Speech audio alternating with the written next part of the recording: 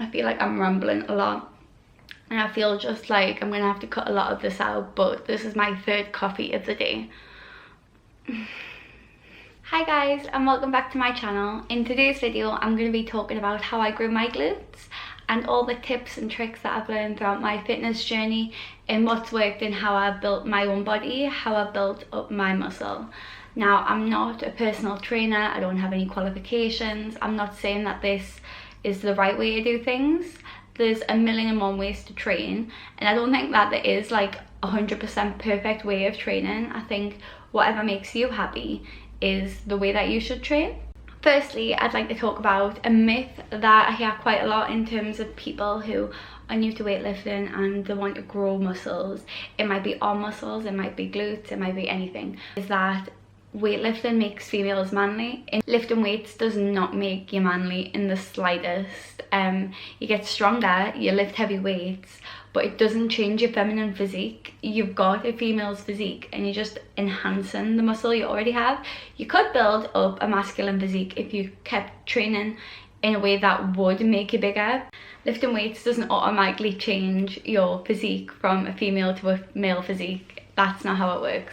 So don't be afraid to go in there and build up strength. Secondly, don't go in there and pick up the heaviest weight that you can find. It's so important in terms of building any muscle, not just your legs, to have the correct form. If you have the correct form, you're at a lower risk of injury. You're going to hit the muscles that you're actually wanting to target. If you're doing an exercise with incorrect form, you're most likely not going to hit the muscles that you think you're going to hit. Therefore, those muscles won't actually grow. So I would recommend go onto YouTube and type in how to squat, and there's probably hundreds of thousands of videos which show you form from people who are certified to show you that's the correct way to do it. So there's no excuse. Practice in the mirror at home. It might sound silly, but if you just stand in front of the mirror and watch a YouTube video whilst copying it into the mirror, which I do all of the time, to see that you're doing it correctly, and also so that you don't feel embarrassed in the gym. When you do a new exercise in the gym, I still feel this way. You feel a little bit nervous that you're going to do it wrong and people are going to be watching. But if you do it at home in front of the mirror, you've checked your form. If you don't have a mirror, use your phone, record yourself. You feel so much more confident going into the gym and performing that exercise. And it's, oh, that's the dishwasher is done. Thirdly, something that's talked a lot about in the fitness industry is, can I grow my glutes whilst getting abs? Now, in most cases, it's a no. You can't really do this, but in terms of newbie gains, I'm not 100% sure the way that the body works in this way, but it is possible to build muscle whilst losing fat in the initial stage when you first start training. But obviously this doesn't last forever, and a lot of people might have been training for a while already. So it's so important that you eat food, you need to eat food to grow. If you're training really hard and you're in a calorie deficit, you're going to be losing weight, you're going to be losing fat, you're going to be losing muscle.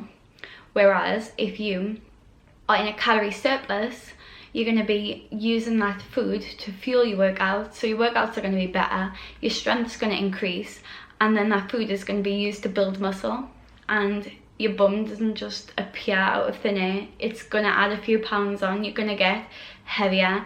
I was 7 stone before I started going to the gym, and I'm now 8.5 stone because muscle weighs more than fat, and my body composition's completely changed. I'm in the same size in clothing, and my measurements are slightly different, but I was a size 6/8 when I started working out, and 1.5 stone heavier. I'm still a size 6/8. So my point sort of is that when you are building muscle, don't use the scales as a form of progress. It would be so much better to take measurements and take pictures, because you will be building muscle if you're in a calorie surplus and you are training, which means that the scales will go up in most circumstances. We've been brought up in a media which tells us that the way to make progress is by losing weight. It's only recently that it's came around that actually gaining weight is good as well. So don't worry when the scale goes up, it's fine. It's needed. The bum weighs a lot, and the gluteus maximus is the biggest muscle in the body. So if the scale is going up and you are training your legs, that's where the weight's coming from. So before I get into talking you over my favourite glute exercises that I do on leg day, I just wanted to touch on this term progressive overload, which you might have saw on Instagram before, and I wanted to sort of explain it a little bit. Basically, what it means is that throughout your training, you need to continually increase the resistance and the pressure that you're putting on your muscles. So for your muscles to grow, you need to continually increase the amount of weight you're using. You need to continually increase the resistance you're using, and basically increase reps, increase the volume, and over time, this is how you get stronger and you build muscle. So it's important that you do stick to compound movements to increase your strength and increase building muscle. If you use different exercises every single time you work out, you're not going to get the results that you want as quickly as you want them.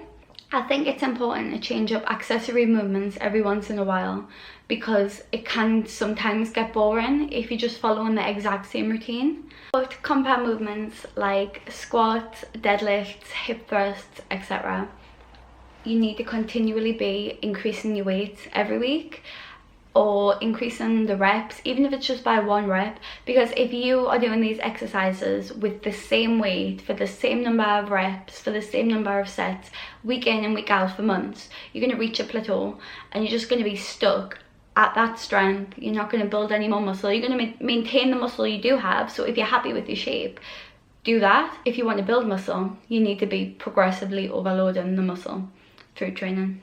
So fingers crossed that I can do a talk over of them exercises, because it'd be a bit rubbish if it's just me doing an exercise without explanation. But hopefully you enjoy.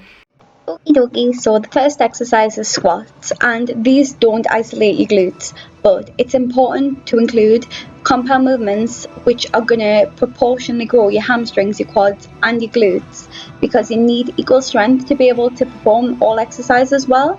And good form for this is making sure that you go to depth, so don't go too heavy so that you can go to depth at the bottom of the squat, and also squeeze your glutes at the top of the movement. Oh my god, who do I think I am? Deadlifts are one of my favourite compound movements, and I think that they really help build the glutes. So what's important in a deadlift is to keep your back nice and tight. It needs to be flat, and to be lifting with your legs. You want to sort of feel as though you're doing a leg press off the ground, so keep your core tight and press with your legs. So with hip thrust, I roll the bar to the top of my quads and bring my feet in really close while I put my back up onto the box, and then I put my feet out so that my legs are at a 90-degree angle, so that when I thrust up, my legs go to that 90-degree angle and I squeeze with my glutes at the top of every movement. And with this, it really isolates your glutes and you can go heavy, so I think it's really great for building that bum. For good mornings, I think that the form is really similar to straight leg deadlifts, except the bar is on your back. Also, watch out for this man, it's so funny. Hello and goodbye.